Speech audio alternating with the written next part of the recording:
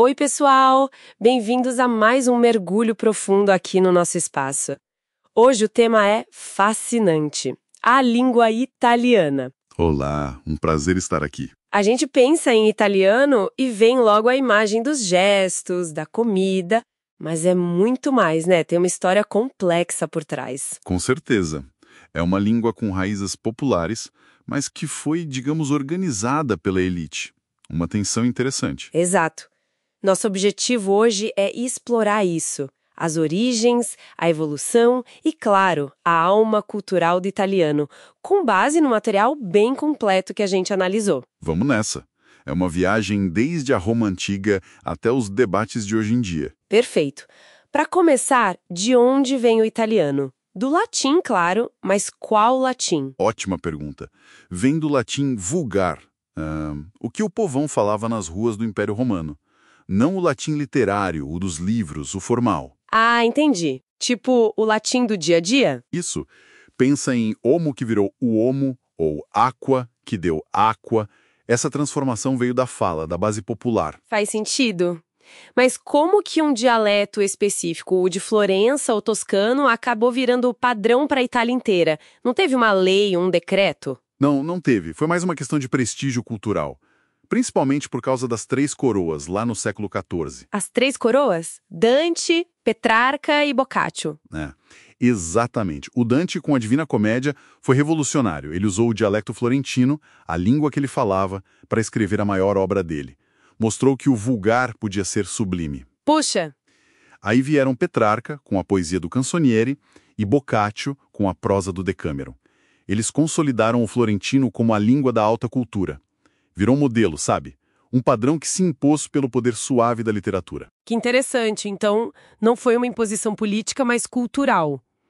Mas essa escolha não acabou com a discussão, né? Parece que aí começou a tal questione della língua. Pois é. Essa questão da língua durou séculos. Era um debate profundo sobre qual italiano usar como padrão, o que, no fundo, era uma busca pela própria identidade italiana. O que é ser italiano? E quem eram os lados dessa disputa? Bom, no século XVI, um nome importante foi Pietro Bembo. Ele defendia imitar o modelo das Três Coroas, Petrarca e Boccaccio. O problema é que isso criou um italiano muito literário, um pouco antigo até, que só a elite realmente dominava. Ah, e a Accademia della Crusca. Isso, a Crusca, fundada lá em Florença mesmo, meio que oficializou esse modelo com o primeiro dicionário, em 1612. Mas, ficou uma língua um tanto artificial para a maioria. Imagino. E como foi que o italiano mais vivo, mais falado, entrou nessa história? Levou um bom tempo. A figura-chave aí é Alessandro Manzoni, já no século XIX. Ele sentia que o italiano precisava ser moderno, pulsante. Ele revisou a obra-prima dele, I Promessi Sposi, Os Noivos. Assim, a famosa história de lavar as roupas no Arno. Exatamente. Ele foi a Florença para ajustar a linguagem do livro ao florentino falado na época dele. Queria uma língua que as pessoas realmente usassem. E com a unificação da Itália em 1861, esse modelo do Manzoni foi adotado. Foi o adotado como oficial, sim. Mas aqui vem a parte, surpreendente. Calcula-se que só uns 2,5% a 10% da população falava esse italiano. Nossa, tão pouco? Pouquíssimo. A unificação linguística de verdade só aconteceu mesmo no século XX. Foi com a escola obrigatória para todo mundo e principalmente com o rádio e depois a TV. A mídia de massa foi quem espalhou o italiano padrão pelo país. Entendi.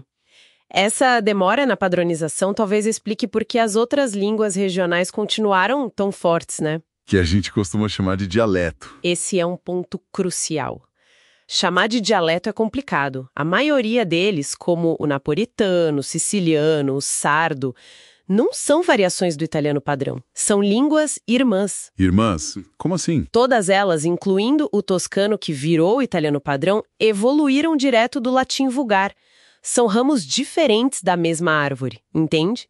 A Unesco lista umas 31 línguas minoritárias na Itália. Caramba! Usar o termo dialeto foi, muitas vezes, uma forma de diminuir essas línguas para fortalecer a ideia de uma nação unificada com uma língua só. Entendi. Uma ferramenta política, quase. De certa forma.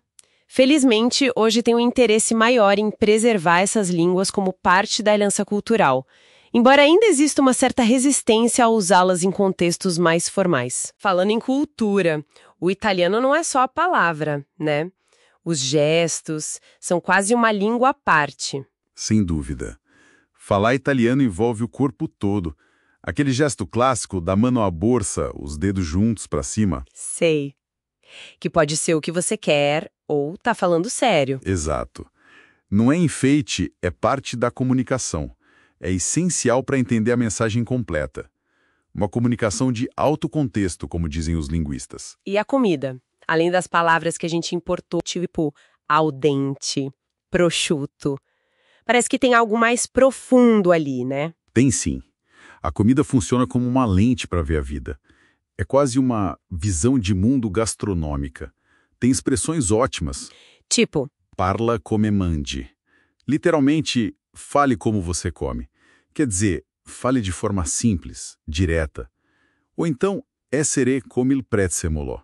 Ser como a salsinha. essa eu acho que já ouvi. Estar em todo lugar, né? Isso. Mostra como o universo da cozinha está entranhado no jeito de pensar e de se expressar. Outro conceito que sempre me intrigou é o da bela figura. Não é só sobre estar bem vestido, certo? De jeito nenhum. Fare la bella figura é causar uma boa impressão num sentido muito amplo. Envolve o comportamento, a educação, a gentileza, o respeito ao outro no espaço público. É mais social do que estético, então. Exatamente. É quase um contrato social implícito de como se apresentar, como agir para manter a harmonia. E o medo da bruta figura, de passar vergonha, de causar uma má impressão, é um controle social bem forte. Interessante. Mudando um pouco o foco para a língua hoje. Como funciona a formalidade, o tu e o lei? É uma distinção importante. Tu é o tratamento informal, para amigos, família, gente próxima. Lei, que gramaticalmente é ela, terceira pessoa do singular feminino, é o tratamento formal. Usa-se ela para tratar um homem formalmente. Sim, é uma forma de criar uma distância respeitosa. Usa-se com estranhos, pessoas mais velhas, em situações profissionais. Antigamente, existia também o voi, plural, vós, como singular formal, mas caiu em desuso. Por quê? O Mussolini baniu por achar que era influência estrangeira. Depois, ficou associado ao fascismo e foi abandonado pela maioria, embora ainda se ouça no sul da Itália, às vezes como sinal de respeito a idosos. Entendi. E os desafios de hoje? O que mais pega? Anglicismos? Os anglicismos.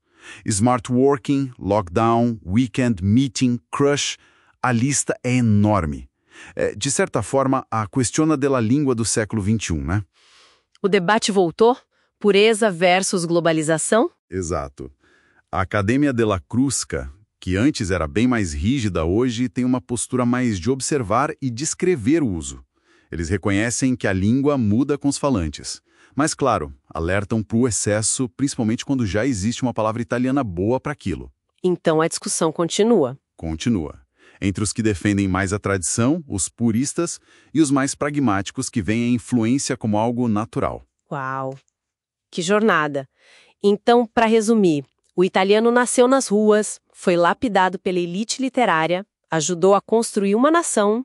Muitas vezes abafando outras vozes no processo. Verdade.